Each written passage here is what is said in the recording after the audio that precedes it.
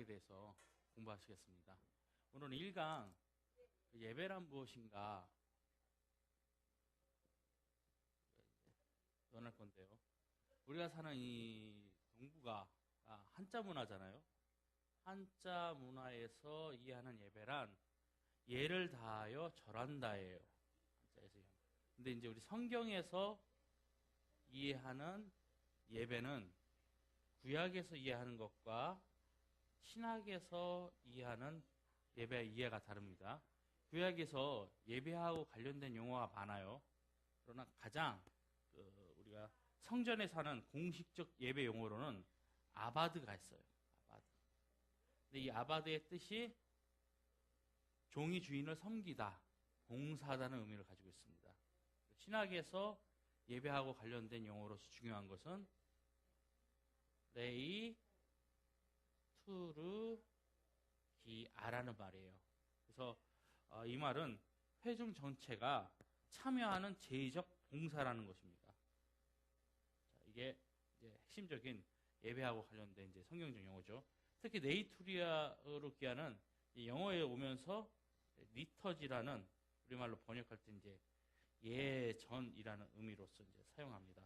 보통 우리가 예배할 때 영어에서 워십이라는 용어도 쓰지만은 또 동의어로 이 리터지 우리말로 번역할 때는 예전이라는 용어도 사용하게 되죠. 자, 그러면 예배학자들이 이해하는 예배를 이제 모아서 한마디로 말하면 만남이에요. 자, 이제 예배학자들마다 예배에 대한 정의가 다르겠죠. 근데 그들의 말을 모아서 한 단어로 표현하자면 만남이 되는 거예요. 만남이.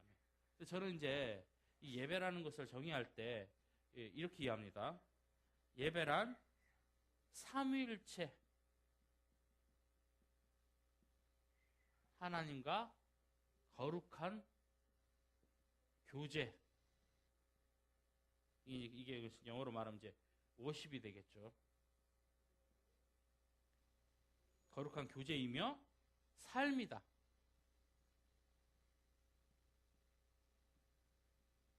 서비스가 되는 거예요. 거룩한 교제이며 삶이다. 근데 여기서 이제 우리가 이제 좀 신학적인 이해가 필요한데요. 이 워십이라는 것은요, 예배에 있어서 주도권을 누가 가지고 있느냐? 하나님이 가지고 있다는 거예요. 그래서 이 예배는 전통적으로 하나님의 일이라고 말합니다. 그러나 이 예배라는 것이 교제이기 때문에 상대가 있어야 되죠. 그래서 인간은 이 예배가 삶으로 돼야 돼요. 의식적인 이제 예배가. 그래서 인간의 일이기도 해요. 하나님의 일이지만은 인간의 일이기도 하다. 자, 우리가 이제 이 예배 하나님의 일에 대해서 좀 이해할 때 라틴어로 이제 이런 표현을 써요. 오푸스 데이. 하나님의 일이라는 건데, 신학자 니소투스가 이런 말을 했어요. 예배는 1차적으로 인간이 주도권을 가지는 것이 아니라 오히려 주님께서 성령을 통해 그리스도 안에서 구원하시는 행위이다. 이게 이제 하나님의 일이라는 거죠. 그래서 자, 그러나 이제 인간의 일도 된다고 그랬죠. 이거에 대해서 우리가 좀 이제 이해해야 되는 거, 이제 칼뱅은 로마서 12장 1절 주석에서 근거로 해서 이렇게 말해요. 신자의 삶 전체는 예배다. 그리고 하이델베르크 교리 문답서에서도 이 삶의 예배에 대해서 얘기를 하고, 그다음에 이제 아브람 카이퍼도 이런 말을 합니다. 예배란 삶의 전 영역에서 하나님을 섬기는 행위다. 이렇게 얘기를 해요. 그러니까 예배라는 것이 그냥 우리가 의식적인 예배를 넘어서 삶의 예배가 되어야 된다는 거죠. 이것이 그래서 예배란 하나님과의 거룩한 교제이며 또한 삶이라는 것을, 그래서 우리가 이 신학적인 예배학적 이해를 가져야 돼요. 자, 그러면 이제 우리가 예배에 참여해야 되는 이유, 이제 의식적인 예배를 말하는 거죠. 의식적인 이제 주일 예배를 참여해야 되는 이유는 보통 이렇게 말하잖아요. 우리가 왜 예배를 참여하냐? 은혜 받으러 간다.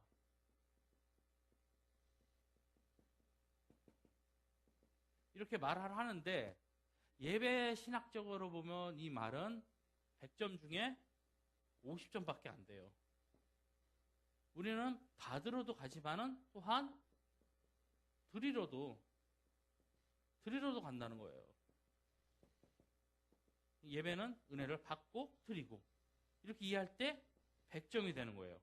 자, 그러면 우리가 이제 예배하고 관련된 일반적인 용어로 많이 쓴 게 이제 예배 본다. 이건 이제 우리가 다 알다시피 잘못된 말이죠.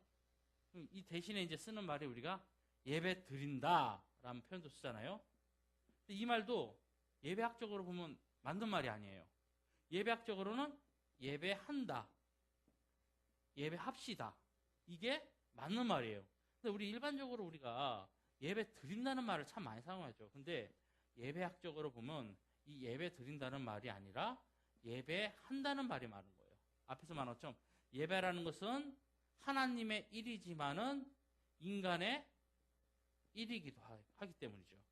그리고 예배는 우리가 수동적인 자세가 아니라 능동적, 적극적 자세로 예배에 참여하기 때문에 우리는 예배한다. 뭐 복음성가에도 예배합시다 라는 이제 곡이 있잖아요. 이 예배한다, 이게 이제 중요하다는 것을 우리가 이해해야 됩니다. 자, 우리 예배 이 대상은 삼위일체 하나님이지만은 이 예배를 드리는 존재가 인간이잖아요. 자, 왜 인간이 하나님께 예배를 드려야 되는가, 해야 되는가? 그거에 대해서 칼뱅은요, 창세기 주석에서 이런 말을 해요. 하나님께서 인간을 창조하신 목적은 인간으로 하여금 하나님의 이름을 부르며 예배하게 만들고자 하심에 있다. 인간 창조의 목적이 어디 있다? 하나님께 예배. 자, 그래서 신학자 수메만은 이런 말을 합니다. 인간이란 호모 아도란스다. 호모 아도란스. 예배하는 인간이다. 인간에 대한 정의가 다른 거죠. 보통 이제 철학자로 유명한 아리스토텔레스는 인간은 사회적 동물이다, 이렇게 정의를 했는데, 예배학자 슈메만은 인간은 예배하는 존재다. 호모 아도란스. 이런 표현을 하게 되죠. 그리고 이제 칼뱅은요, 예배의 중요성에 대해서 어떻게 말하고 있느냐, 의미심장하게 한마디로 말합니다. 예배는 교회의 가장 중요한 일이다. 예배가 뭐라고요? 교회에서 가장 중요한 일이다. 교회의 사명이 있죠. 교회에 이제 5대 사명이 있는데, 우리가 이제 볼 수 있는 게, 첫 번째가 예배고, 두 번째가 선교, 그 다음에 교제, 봉사, 그리고 이제 교육이 있죠. 이게 이제 교회 5대 사명인데요. 이 5대 사명 중에서 가장 중요한 것이 예배라는 거예요. 그래서 칼뱅은 예배는 교회의 가장 중요한 일이다. 우리가 이제 예배에 대한 이제 이해가 필요한데요. 교회는 개인의 유익이나 종교적인 경험 때문에 모인 사람들을 위한 편리한 회합 장소나 사회 조직이 아닌 하나님 자신에 의해 예수 그리스도 몸으로 세상에 존재하는 예배 공동체라는 거예요. 자, 이게 중요해요, 여러분. 이 예배가, 선교가 필요한 이유는요, 예배가 있어야 되기 때문에. 그러니까 선교의 궁극적인 목표는 예배고요, 교제도 예배 안에서 이루어지는 거고요, 봉사도 궁극적으로 예배 안에서 이루어지는 것이고요, 삶의 예배도 되는 거죠. 이제 세상 속에 나가서 우리가 봉사하는 거요. 그리고 교육이라는 것도 예배 안에서 이루어지는 거예요. 그러니까 교회는 예배 공동체, 이게 정말 중요한 거예요. 오늘날 선교적 교회, 그러면서 교회를 선교적 공동체로 이해하는데, 물론 틀린 건 아니에요. 그러나 우선순위로 본다면 교회는 예배 공동체예요. 예배. 모이는 교회, 흩어지는 교회가 되는 거죠. 모이는 교회. 예배하기 위해서 모여야 되죠. 90점 역할을 하는 거죠. 교회 90점. 그래서 교회는 예배 공동체라는 사실을 우리가 기억해야 됩니다. 자, 이제 예배 본질에 대해서 이제 논하고자 합니다. 예배 본질. 자, 예배 본질이 무엇이냐? 이제 우리가 이제 이해되는 거. 이 본질하고 관련된 우리가 성경에서 이해돼야 되는 본문이 있죠. 바로 요한복음 4장 21절에서 24장에 우리가 나오는 사마리아 여인의 이야기죠. 우물가에. 자, 이 사마리아 여인은 예배 장소가 어디였죠? 그리심산이에요. 그리심산. 자, 근데 유대인들은 예배 장소가 어디였죠? 예루살렘 성전이에요. 유대인과 사마리아인이 예배하는 장소가 다르죠. 그래서 이 사마리아 여인은 예배 장소를 이야기하는데 본문에서 보게 되면 예수님은 장소를 이야기하는 게 아니라 관계를 이야기해요. 예수님은 그리스도가 계신 곳, 그러니까 자기가 있는 곳이 예배한다는 것이죠. 자, 이런 아주 신학적으로 중요한 거라는데, 근데 우리가 이제 예배할 때 많이 쓰는 이제 용어가 요한복음 4장 24절에 있는 건 예배하는 자는 이제 신령과 진정. 근데 이 신령, 진정이라고 이제 보통 돼 있는데 이제 구성경에 이렇게 돼 있죠. 근데 이게 바르게 번역하면 신령이라는 것은 성령을 말하는 것이고요. 진정이라는 건 진리를 말하는 거예요. 그러니까 예배는 성령과 진리로. 그러면 이 진리는 누구를 말하는 것인가? 바로 성자 그리스도를 말하는 거예요. 그리스도. 자, 성령을 통해서 그리스도에게 예배한다. 좀 더 구체적으로 말하면 우리의 예배의 본질은 삼위일체 하나님께 예배함에 있다.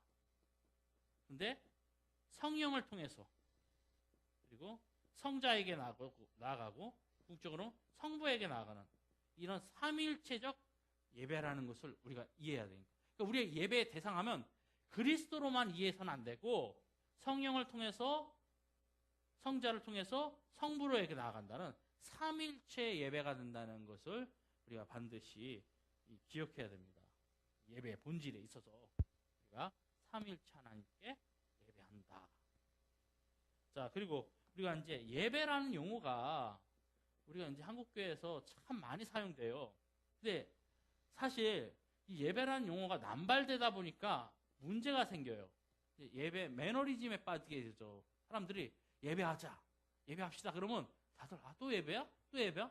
근데 사실 예배학적 관점에서 보면 이 예배라는 용어는 남발돼서는 안 돼요. 그래서 예배학에서는 이 예배라는 용어를 사용하는 것을 두 가지로 제한합니다. 첫째는 날짜로 주일에만 예배라는 용어를 사용해야 된다는 거예요. 오늘날 교회가 행하고 있는 집회인 수요일, 금요일이나 새벽 또는 구역 이런 것들 등은 예배가 아니라 이것은 집회라는 용어로 사용해야 돼요. 근데 집회라는 용어가 이상하니까 우리 이제 일반적으로 사용하는 게 수요 기도회, 금요 기도회, 새벽 기도회, 그리고 구역 모임 이렇게 사용해야 된다는 거죠. 근데 잘못 이해했을 때는 어떻게 사용했었죠? 수요 예배, 금요 예배, 새벽 예배 이게 아니라 주일 외에는 다 기도회라고 사용해야 된다는 거죠. 자, 그리고 두 번째는 예배라는 용어는 성례전하고 관련이 있어요.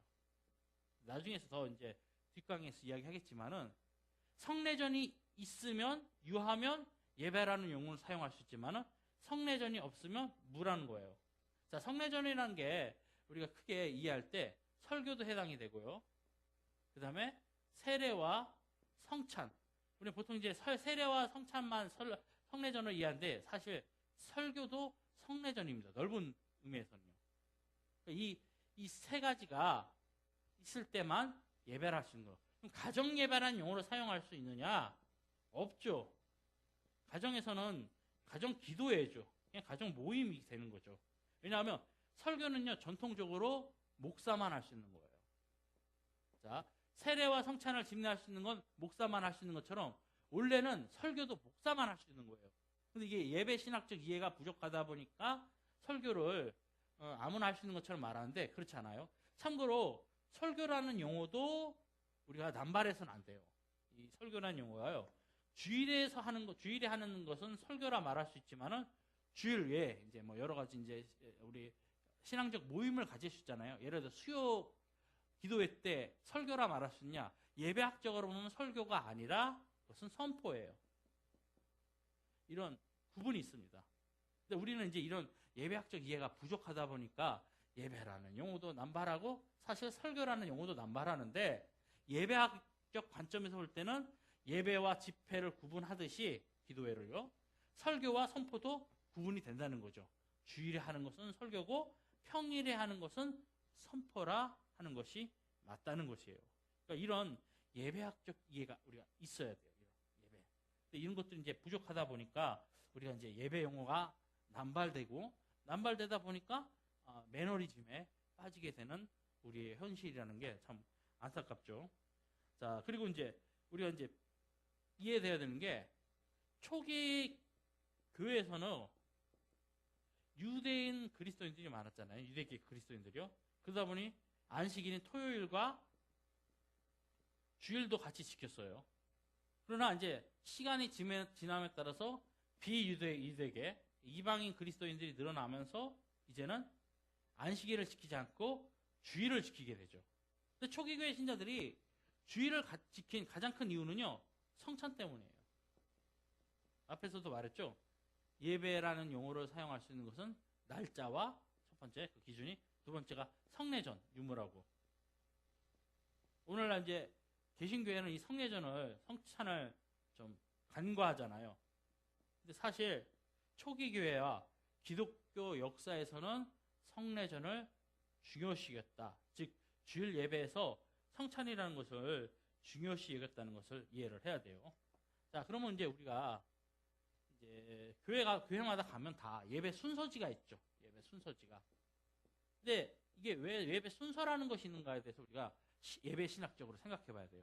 그냥 있는 게 아니에요. 이제 교회에서 직분자들이 되시는 이제 장로님이나 권사님들한테도, 지도자님들한테도 예배 순서가 왜 있냐고 물어보면 답을 못 하세요. 심지어 목사님들도 못 하시는 경우가 많아요. 근데 이게 예배 신학이 이제 이해가 부족해서 그러죠. 예배에서 이 순서가 있는 이유는요. 예배는 계시와 응답으로 이루어지기 때문이에요.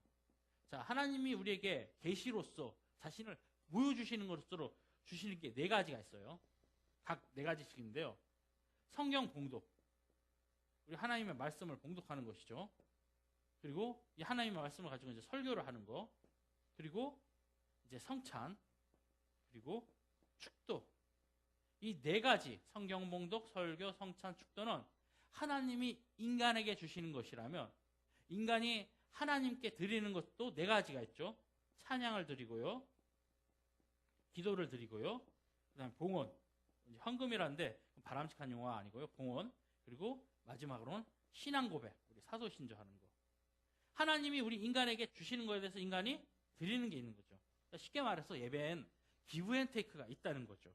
그래서 하나님께서 우리가 계시로서 성경 봉독과 설교와 성찬과 축도를 주신다면 이건 우린 계시에 대한 응답으로서 찬양과 기도와 봉헌과 신앙 고백. 이 8가지가 예배의 필수 요소가 되는 거예요. 이 필수 요소가 예배 순서지에 들어가 있는 것이죠. 자, 예배에 대한 우리가 간략한 이해를 좀 가졌습니다. 개혁주의 조직신학자 파커슨은 이런 말을 했어요. 신학의 목표는 하나님께 대한 예배이다. 그리고 존 파이퍼 목사는 이런 말을 했어요. 교회의 궁극적인 목표는 선교가 아니라 예배이다. 예배가 없기 때문에 선교가 필요한 것이다. 이번 시간 우리가 예배란 무엇인가에 배웠습니다. 다음 시간은 예배의 역사에 대해서 배우도록 하겠습니다. 감사합니다.